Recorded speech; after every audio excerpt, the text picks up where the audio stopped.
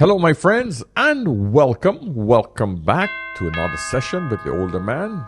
School's in, my friends, school's in. Today, I'm going to give you a quick preview of a really interesting podcast I just watched. And it's from a channel called, Leveling Up with Eric Siu, S-I-U. I hope I pronounced it right. My good man, I hope I didn't butcher your name. But he's interviewing our favorite psychologist.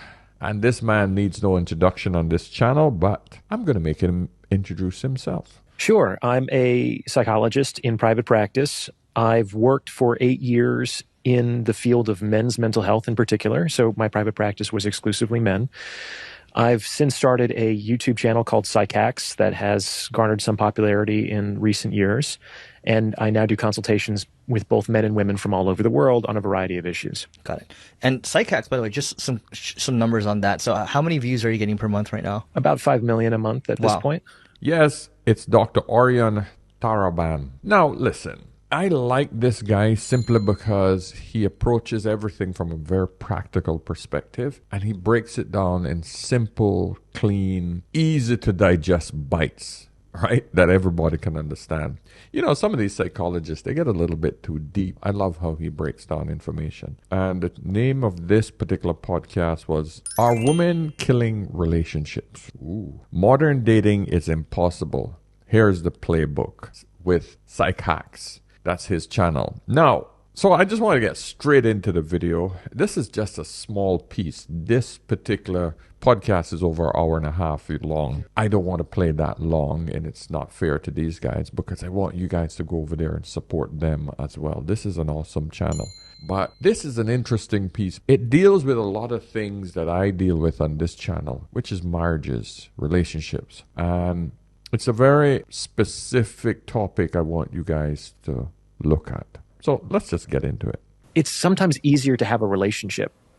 There is this vibe in the red pill space in particular, especially among the tradcons, where they just want the 1950s housewife.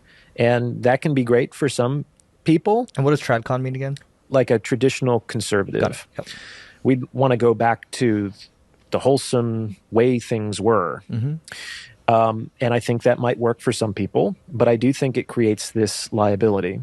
I just want to pause it right there because I get a lot of pushback from quite a few of you guys on the husband going out and working and the woman staying at home. Oh, you know, the woman out in the workplace, more than likely she will meet a man in the office and have affairs versus her staying home, which I always say, do not let your woman stay home. She gets bored, she has an internet, and she got a dating site. Yeah, put two and two together, it can get ugly. And that is one of the reasons why I would suggest making your wife go out and work. Second reason is when she decides that she's bored enough and she decides to leave you, the alimony payments will not be applied because she can still show that she is functional, she's working, she's making an income. So yeah, you're going to get hit with child support, but the alimony, you won't have a problem with that one. Third reason,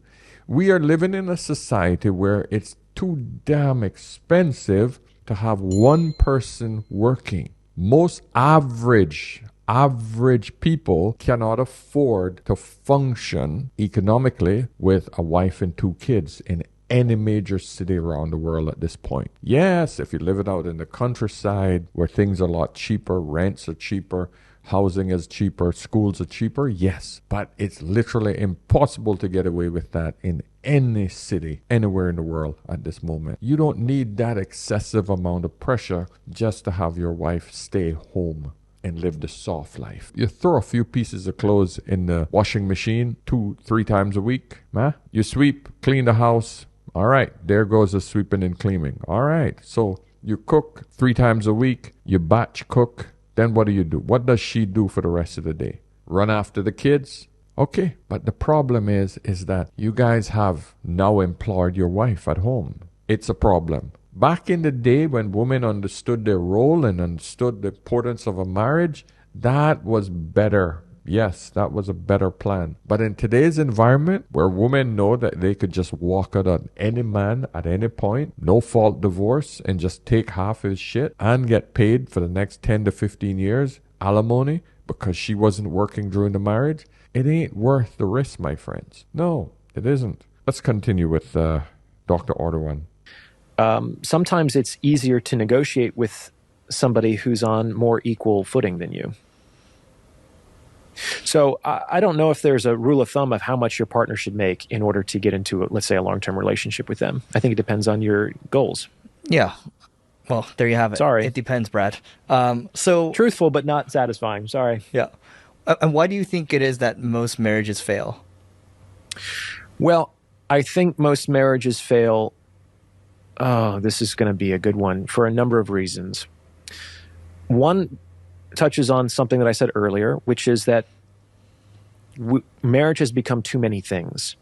In my opinion, marriage is fundamentally a very humble institution. It was not designed to support being married to a co-parent who's also your best friend and also your mistress or your passionate lover, who is also your therapist, and et cetera, et cetera. And we have this all or nothing mentality where we expect our partner to be exceptional in all of these different fields. And just like a chain is only as strong as its weakest link, sometimes with men, it's often they step out of the relationship and they break that sexual exclusivity and everything else gets thrown out the window. Yes. Now, I can see where he's trying to tread the balance here between males and females. But we, gentlemen, we all know that females' lists of what a man should bring to her is significantly longer than what a man requires. Men have basically 4 criteria. 5 if you throw in: fit, friendly, feminine, agreeable, childless. The woman's list is beyond the 6'6", 6-pack, 6 figures, 6 inches, 6 feet tall, and then he has to be funny, he has to be a leader, he has to have good mechanic skills, plumber skills, he has to be able to lead me, and the list can go on and on and on. Good dining skills, good gentlemen's, it's ridiculous. So the men are under a lot more pressure to perform to keep a woman entertained and happy than it is for the reverse. So the man has to come to the marriage with a significantly more, or I should say, a much bigger resume than a woman. Be friendly, be nice. Give him sex when he wants, feed him. Men are not complex. So I can see where he's actually treading the needle here. I get it, you know. But come on, brother, come on. You got to be honest with these things.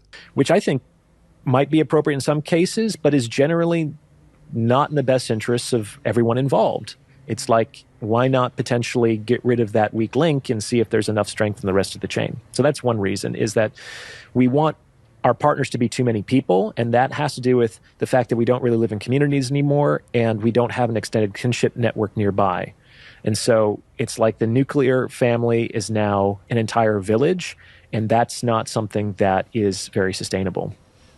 Another thing to keep in mind is that the value of a partner changes over time as our goals evolve, and the value of a partner also changes as a function of them giving us what we want. This is another way of people using this as excuse that I outgrew my partner. We grew apart. This is always this one excuse that, I outgrew him. Always this excuse a woman uses when she feels that now she is now better than her husband. I became more educated than him. He's not as ambitious as he should be. He's not giving me the return I want for what I thought I was getting into in the relationship. So this is him saying it quite eloquently. I'm going to give it to you raw. This is a really difficult reality emotionally for people to deal with. But think about it like this. When is a plumber more valuable to you? Before he fixes your sink or after he fixes your sink? Yeah, before. No one continues to pay the plumber after he fixes the sink. Like, you'll pay him once for the job, but then it's like you don't want him to stick around. You're not going to keep paying him. Yeah. And on some level, he became less valuable to you because he did what you wanted. That's really tough to deeply emotionally appreciate. That it's the natural tendency for people to value those less as a consequence of discharging our expectations and desires. Interesting. And that's, of course, what we want in a relationship. We want someone to give us what we want. But then once we have it, we want them less. Yeah. Ah, shit. Well, also That's expectations rise too. That could be. Now, the counter argument is people might say, no, Ryan, that's just being very, mercenary about the whole thing. People can have gratitude for the good that you've done. And it's like, yeah, to an extent. Like the game doesn't run on gratitude. Like you can't bank on something that you did 20 years ago to keep a relationship together. Well, kind of. Yeah. So it's like the way that relationships work is people constantly have new needs and wants, and they're constantly expecting their partners to fulfill them. And if they don't for too long, then the relationship becomes inappropriately expensive, especially relative to other potential optionality that person has. So then it sounds like the solution to have a successful marriage might be to negotiate this stuff up front and be very clear about what your wants. And no, unfortunately not. No. Because a lot of the things that are transacted in an intimate relationship don't lend themselves well to that kind of explicit negotiation. Like you can't negotiate desire. I know some guys who, when they hear about how many sexless marriages there are out there, they get really afraid and they try to actually create like a legal document where it's like, I'm entitled to 2 sexual intercourses a week and 3 blowjobs every fortnight. And it's like, it doesn't work that way, because even if the woman were to discharge that duty, like as a formality, she could just starfish on the bed and kind of destroy the man's legitimate desire to exercise that clause. Do you understand? Men don't actually want just a woman to have sex with him. Yeah. They want a woman to enthusiastically want to have sex with him. Right. And you can't negotiate enthusiasm. Right. Now, this is something that I get a lot of calls in on. Men who have been deprived of sex. It is very common. If she's had a lot of partners before they got married, it is very difficult for her to now just have one. She will get bored with that one dick for the rest of her life. So that creates a problem for the man, because now that man, before he got married, he had a plethora, variety. And then now the woman then brings him into this marriage, and then what happens? He's then forced to have just one whenever she says he should have it. That creates a serious problem for the man. So when men ask me, should they go out and get a lover or find some other way to relieve themselves, prostitute, how can I say no? How can I say, no, you just have to stay there and suffer?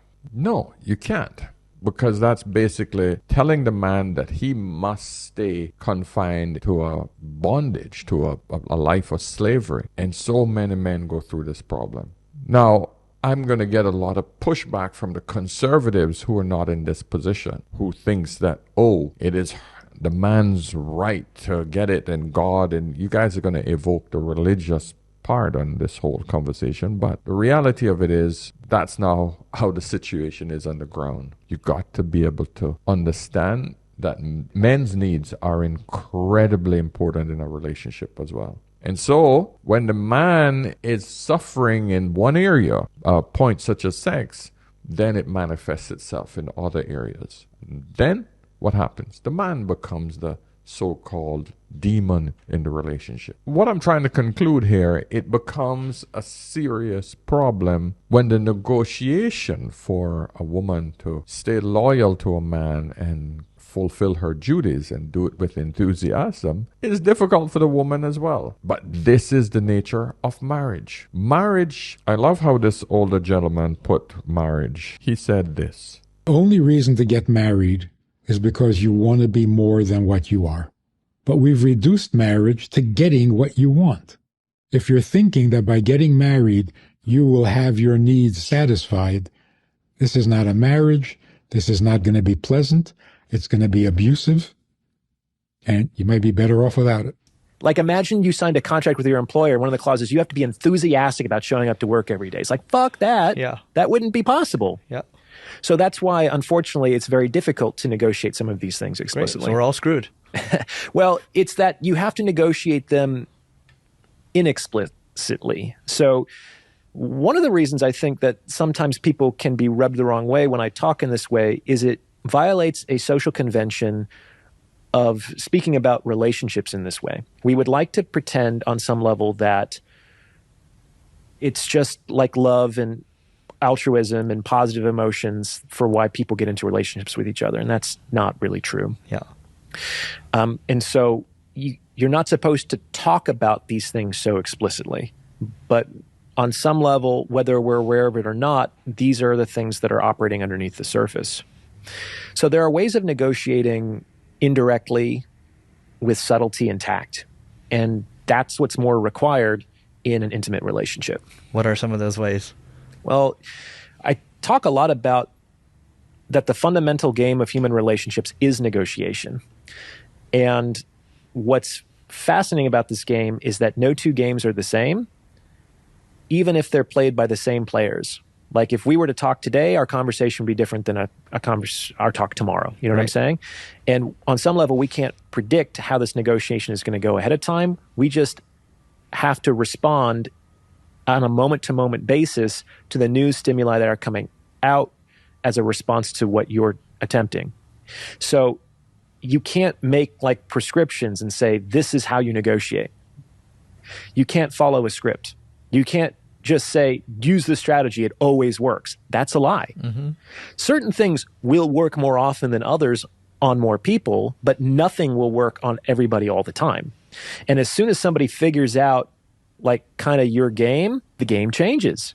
And that strategy isn't going to work anymore. So unfortunately, I can't tell you like what to do. Yeah. So marriages are difficult, but if both parties understand that there are sacrifices that must be had on both sides, it can work. My wife and I are sacrificing every day, but we have to understand that that is the nature of marriage. But the good parts of it is that we get to live a life together that has much more benefits than there are negatives to it. Because there's no such thing as a perfect marriage. Okay? So listen, I'm going to make this one short. Guys, go over there, support these guys on this channel. I'll put the link in the description so you guys can get direct access to it. It's an 1.5 hour podcast, but it's rich with information.